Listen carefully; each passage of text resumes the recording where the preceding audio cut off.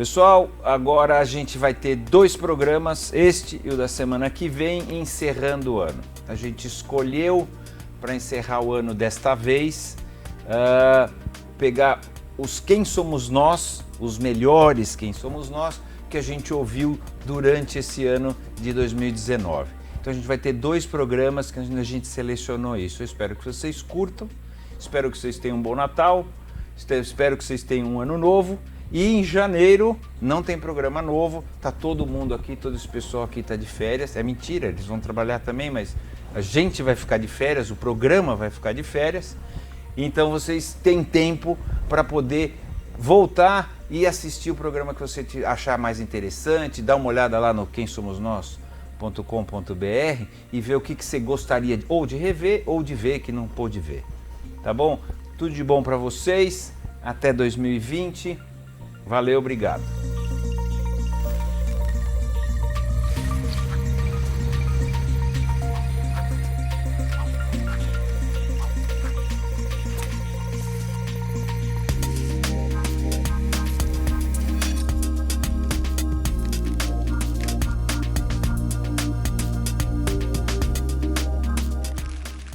Quem você acha que ele achava ou quem ele acha que somos nós? Nós somos, para Platão, eu vou usar uma definição que o próprio Platão dá no Timeu, nós somos plantas celestes, não é? Quer dizer, nós estamos enraizados no mundo, nesse mundo cheio de contradições, de transformações, de limites, que tem um elemento trágico essencial, né? Nós vivemos dentro de uma tensão, essa tensão com o mundo, a tensão com o outro, porque a relação com o outro não é uma harmonia, não é só harmonia, ela é uma relação tensa, é uma relação de diferenças, é uma relação de conflitos, certo? Então, de um lado existe essa tensão profunda com o mundo, com o outro e com a nossa própria interioridade, com o nosso próprio ser. Então, nós precisamos nos conhecer. Então, essa pergunta, quem somos nós temos que nos colocar e exercer um trabalho de autoconhecimento, conhece-te a ti mesmo. Essa é a divisa socrática, né? De autoconhecimento que dura toda a vida, né? De um lado. De outro lado, Platão diz celestes, né? Porque nós temos, por outro lado, esse desejo, né, de transcendência, esse desejo de conhecimento do belo. O amor da sabedoria é o amor da beleza. Então, esse desejo é o que nos torna mais humanos, né? Então, eu acho que são esses 2 vetores, né? Um trágico e um belo para Platão, que configura a nossa condição. Bonito. Aê, bom, vamos encerrar, como eu sempre encerro, que é do ponto de vista do Aristóteles. Quem somos nós, seres humanos? Somos animais racionais, o que significa que nós somos dotados das condições plenas para conhecer o mundo. Somos animais políticos, o que significa que nós temos que aprender a viver em comunidade, porque está na nossa natureza isso. E aí você tem as duas, na verdade, as 3 grandes formas de refletir para o homem, que é a contemplação da verdade, que acontece no estudo da natureza e da metafísica, a produção dos meios para a vida, que são as técnicas, e a maneira de pensar como se chega à felicidade, que são a ética e a política. Grosseiramente falando, o ser humano para Aristóteles é alguém dotado das condições para satisfazer essas 3 formas distintas de compreender o mundo e de viver o mundo. E para você? Para mim também. Eu acho que essa é uma ideia que a gente nunca perdeu de vista, porque nós somos seres curiosos, a gente nunca vai saber se encontra uma verdade realmente. Embora Aristóteles achasse que sim, nós somos seres que temos que pensar sobre a tecnologia. Na época de Aristóteles, a tecnologia é uma coisa banal, simples, muito tosca, e não tem a dimensão que tem na nossa vida, e nós temos que pensar como é possível ser feliz e ao mesmo tempo moralmente razoável.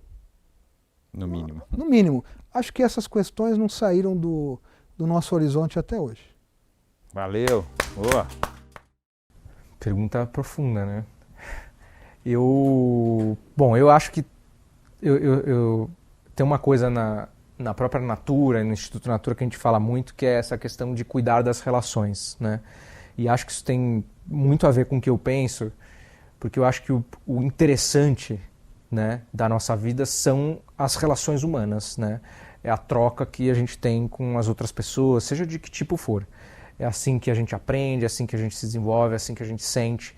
Então eu acho que essa coisa do relacionamento com o outro, para mim, talvez seja, com certeza, é a coisa mais importante da vida. Então, no mínimo que eu posso dizer é que eu acho o ser humano uma criatura muito especial, assim, né? Que eu cada vez me admiro, me surpreendo e aprendo com as outras pessoas, né?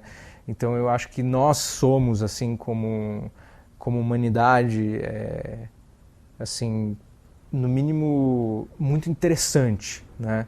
Aguça a minha vontade de conhecer cada vez mais. A gente faz coisa ruim também, não é? Eu acho que sim, mas acho que isso está dentro do nosso desenvolvimento também, né? E aí eu acho que eu não tenho uma ilusão de achar que o ser humano é só bom e tal. Mas se você for pegar talvez algumas coisas que seriam da nossa natureza e que a gente tem conseguido ao longo do tempo mudar, né, para fazer de maneira diferente e tal, eu acho que o ser humano também vem evoluindo, né? Eu gosto muito, assim, me interesso muito pela questão do ser humano e acho que eu acredito muito nessa coisa do desenvolvimento, tanto individual como na humanidade. Então eu acho que quanto mais a gente puder atentar para a questão do desenvolvimento, olhar com algum otimismo de que a humanidade hoje ela é muito melhor do que era antes, apesar dos pesares e tal. Então eu vejo esse quem nós somos com um olhar de otimismo, de interesse.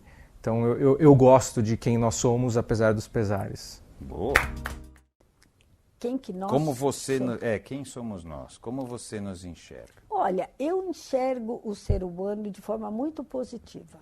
Eu acho que o ser humano é quando eu olho para a sociedade, eu nunca consigo achar que a sociedade está pior.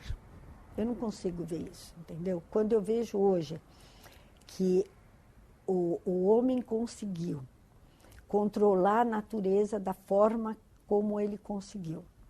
Controlar as doenças. Hoje, às vezes, eu encontro as pessoas, elas dizem assim, a sociedade hoje está pior, a gente come pior, a gente vive pior.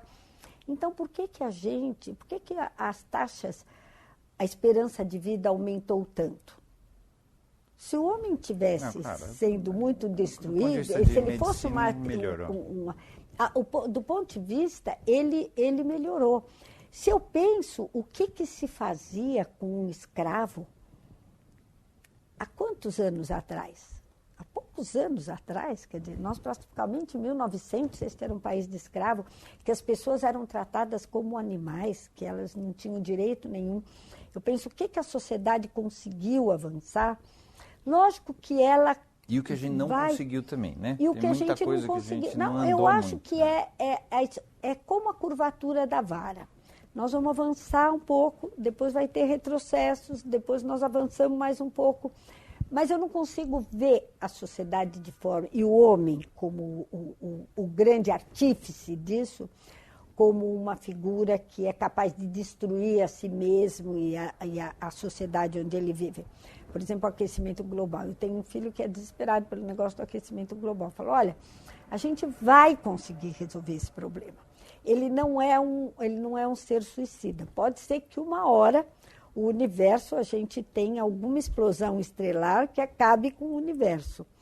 Mas eu acho que o homem ele é capaz de enfrentar desafios incríveis. Ele é uma criatura que tem esta máquina que ele tem de pensar, é uma coisa que é destrutiva em alguns momentos, mas eu acho que ela tende sempre a avançar para melhorar.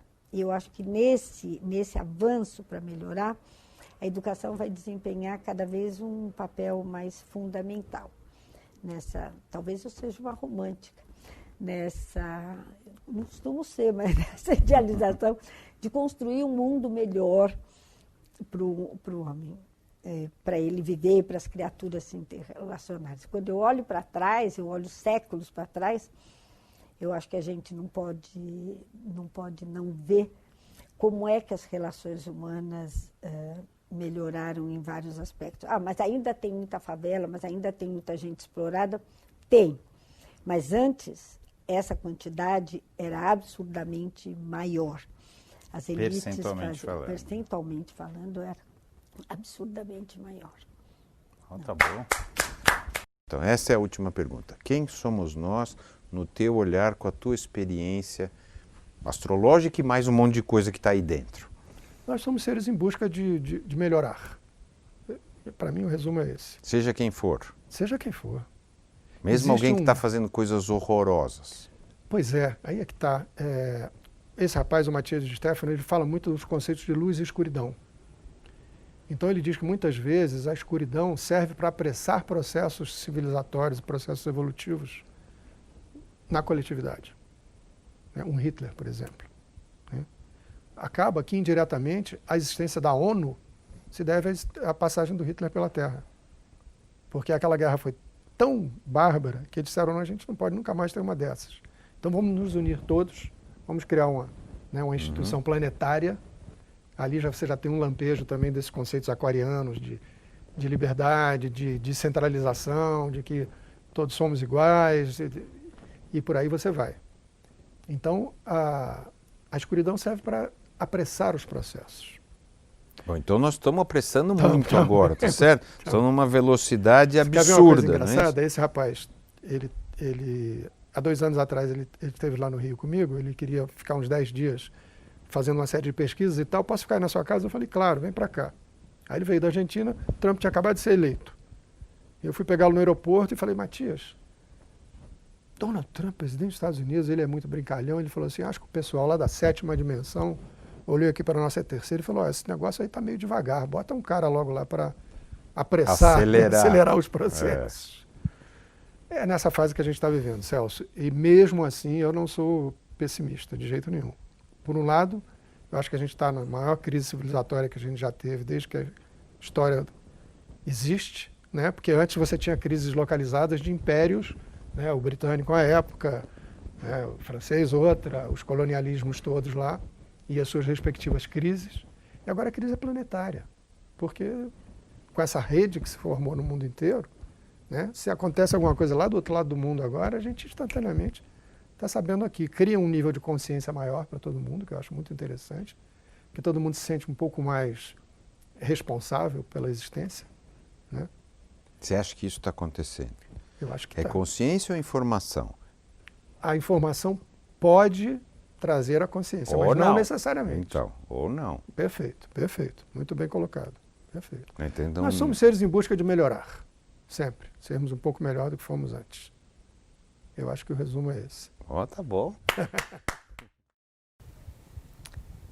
Nós somos pessoas tentando nos relacionarmos, né, assim, diretamente uns com os outros, com menos fricção, como o Álvaro colocou. Acho que esse é o... Sujeitos na iminência de um grande processo, de um avassalador processo de transformação social, cultural, econômico e tecnológico chamado Quarta Revolução Industrial, que nos preparamos através de uma série de tentativas que ainda estão um pouco incipientes para vivermos de maneira um pouco menos friccional e melhor do ponto de vista dos relacionamentos humanos, estando menos preocupados com os custos inexoráveis de processos sutis, como os processos relacionados à confiança e à intermediação, para que a gente possa se sentir mais próximo e viver uma vida mais satisfatória. Bom, vamos lá, vamos fechar. Eu sempre fecho com a mesma pergunta, provavelmente você vai, né?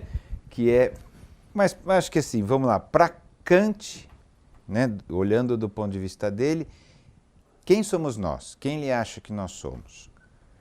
Nós somos seres incompletos.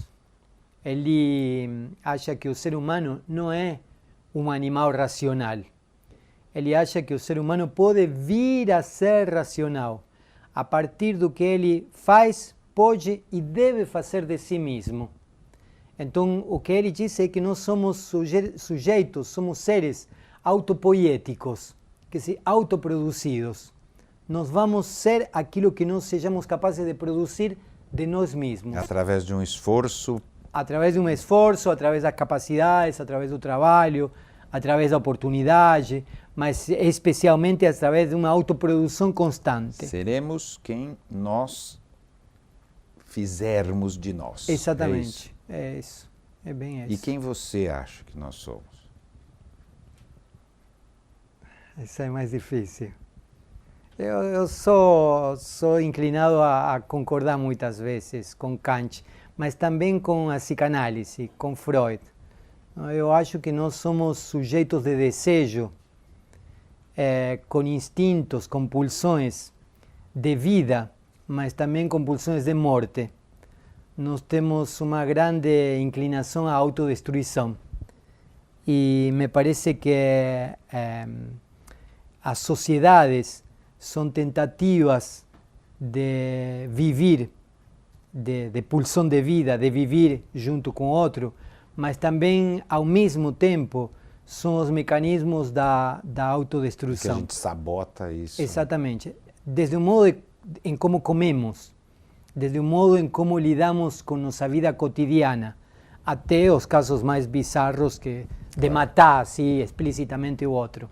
Mas me parece que nós temos comportamentos autodestrutivos o tempo inteiro. Em como comemos, como lidamos com o trabalho, não? Como lidamos com o trabalho. Essa sociedade é muito esquisita. Nós temos lugares enormes, gigantescos, onde só vamos comprar coisas. E vamos com uma certa frequência, que se trabalhamos como escravos para depois gastar naqueles lugares, para depois voltar a trabalhar e voltar... Bueno, isso é um mecanismo de autodestruição. E no meio disso, acontece isso que você apontava. Produzimos lixo, produzimos um excesso e tomamos medidas que vão destruindo nosso próprio entorno. Não? Comprovadamente vai dar errado. Vai dar errado.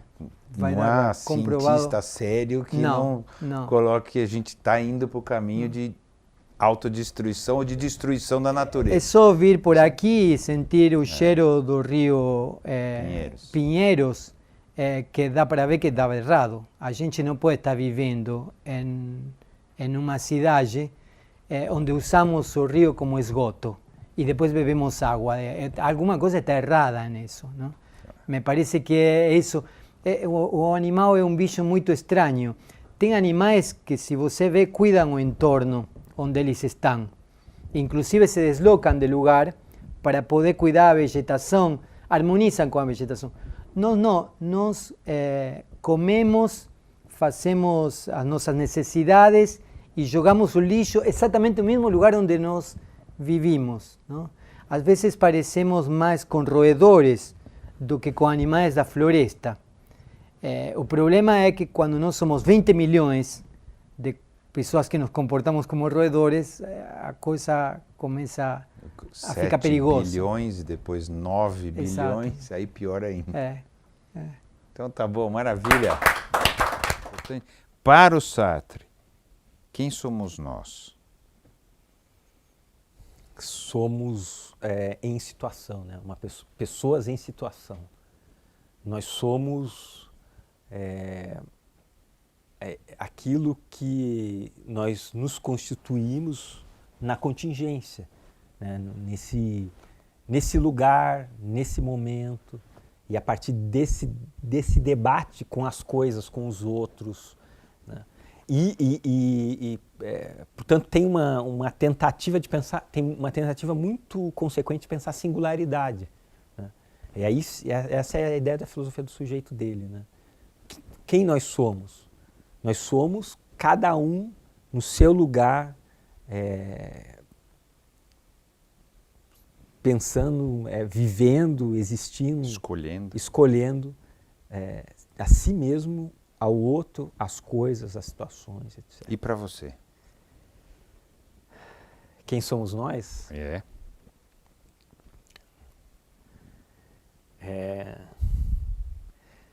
difícil responder, né? Eu fico tentado a responder com o homem, o ator que sobe ao palco com uma única fala, gagueja, erra e vai embora, né? Com Macbeth, é mais bonito, né? Mas se é o que você pensa... Mas eu acho que a gente é uma tentativa de alguma coisa.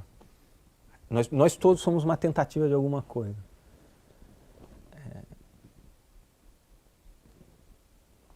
Se vai dar certo, ninguém sabe, né? Boa. Pro Heidegger, quem somos nós? Bom, nós somos seres no mundo, né, que somos lançados, né, numa existência da qual nós não temos uma compreensão articulada, nós temos uma espécie de pré-compreensão, sabemos que existimos, né, mas só somos levados a pensar mais detidamente, mais seriamente nessa questão quando passamos pelo processo de angústia, né, que nos abre, de alguma forma, quando nós perdemos as certezas, perdemos o chão, né, para usar de novo aquela imagem, somos levados a repensar o sentido da nossa existência, né, e aí nos vemos defrontados com a possibilidade de escolher um caminho mais autêntico em detrimento de um caminho menos autêntico, né? E eu acho que é possível escolher um caminho mais autêntico. Então me parece que esse é o interessante da filosofia do Heidegger. Isso significa que é uma reflexão muito, pelo menos nessa linha de leitura, né, muito voltada para o caso, digamos assim, o caso pessoal, né? Quer dizer, cada um de nós pode fazer um uso pessoal interessante desse tipo de filosofia. Acho que isso vale para o Heidegger, vale para algumas outras filosofias que tem isso que eu estou chamando de uma ética da autenticidade. Na verdade é uma expressão do Charles Taylor, que é um filósofo canadense. Ele tem um livrinho, inclusive, que se chama A Ética da Autenticidade. Que seriam essas éticas que estão preocupadas, digamos assim, em apontar um caminho de autenticidade para os indivíduos, né? Mas é difícil, a partir de uma filosofia assim, de uma ética da autenticidade, fazer uma transição para o plano político, né? Não é nada simples.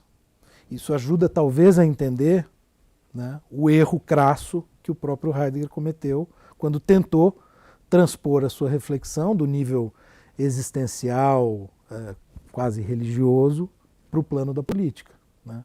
Acho que é uma maneira de entender, né? Teria sido melhor se ele não fizesse essa transposição, né? E para você, quem somos nós? Agora você me pegou.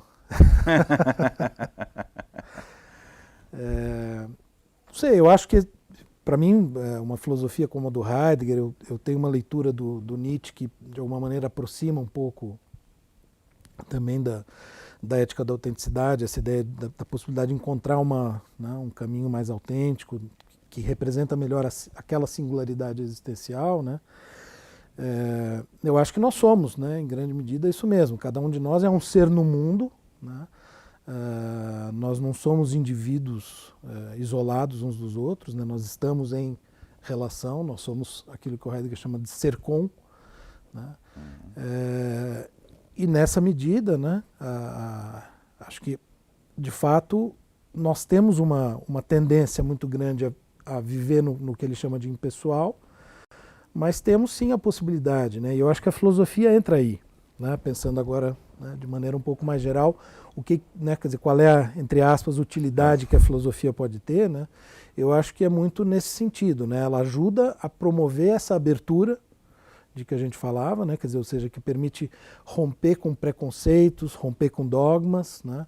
E nos abrir para enxergar o mundo de outras maneiras, né? Quer dizer, e, portanto, de um modo geral, enxergar a existência de uma maneira mais rica, né?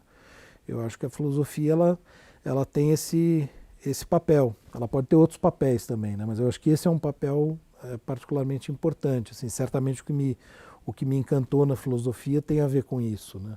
Com a possibilidade de uma vida mais autêntica, mais plena de sentido e assim por diante. Nós somos o que mesmo? Nós somos esses seres que estamos aqui jogados nesse universo, né? E salve-se quem puder.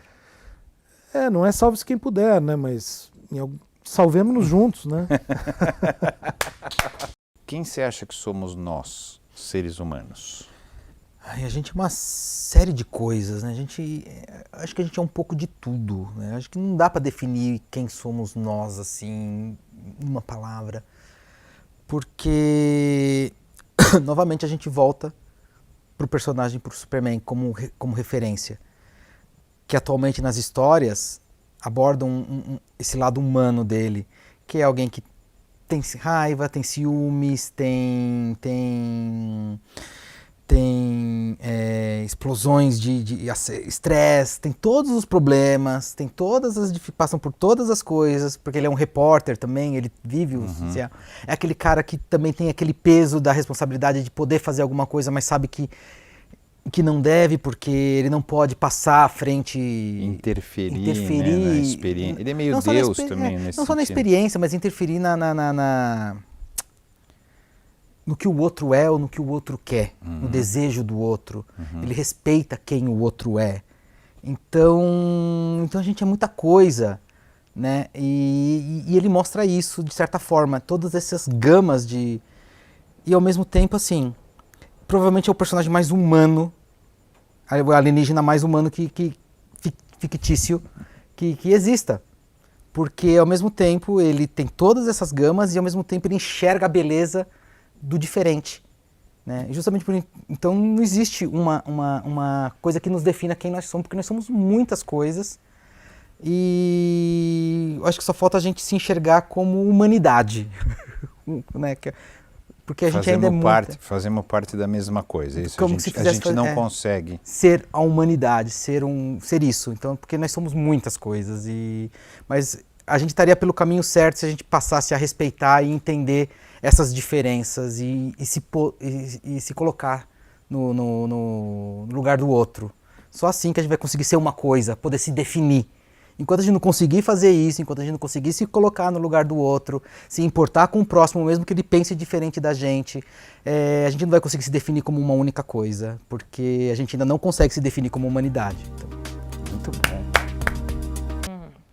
Eu acho que nós somos animais coletivos que ainda não sabem viver em coletividade muito bem. A gente precisa do coletivo, mas a gente ainda não tem muita experiência em como construir esses coletivos, né? Tanto que a história da humanidade é a história de como que a gente ajusta as questões sociais para isso. Então eu acho que a grande jornada humana é essa, que a gente aprenda a conviver junto, porque a gente não sobrevive sozinho, que nós somos os animais indefesos e ridículos. Na natureza, se a gente estiver sozinho, a gente é muito forte junto, mas a coletividade ainda é uma questão muito complicada também. Então, eu estou nesse momento muito de buscar as coletividades. E é engraçado, porque eu sou tímida e introspectiva. Mas depois dos 30, me veio essa coisa do tipo, putz, a gente precisa muito ser cidadão coletivo, porque senão a gente não vai sobreviver, assim. A gente está destruindo a natureza a natureza contra a gente. E nós somos uns bichos, isso aí, pelado, ridículo, fraco, que não sobe árvore, não escala montanha, não faz nada legal sozinho. Então, a gente precisa muito do coletivo, assim. E é isso. Muito lindo! Muito bom! A gente sempre fecha com uma pergunta que é dentro do teu universo, dentro da tua experiência, tudo que você passou, fez e sente. Quem somos nós? Quem você acha que nós somos? Um erro de quem criou, um erro da criação, não sou criacionista, mas é um erro da criação que procura se consertar. Ou seja, nós, e eu vou entender esse nós, a humanidade, somos um crime de se colocar um cérebro num macaco, um cérebro avançado num macaco que até então vivia bastante mais tranquilo, cumprindo. E não estou diminuindo a inteligência dos macacos, que eu sei que existe e não é pouca. Mas colocar esse cérebro maquiavélico, monstruoso, nesse bichinho, foi uma ousadia, um desatino, que eu acho que a arte, se é que ela tem, ela não tem, mas se a arte ele competisse alguma função, seria tentar reparar esse erro. Muito bom. Que bonito.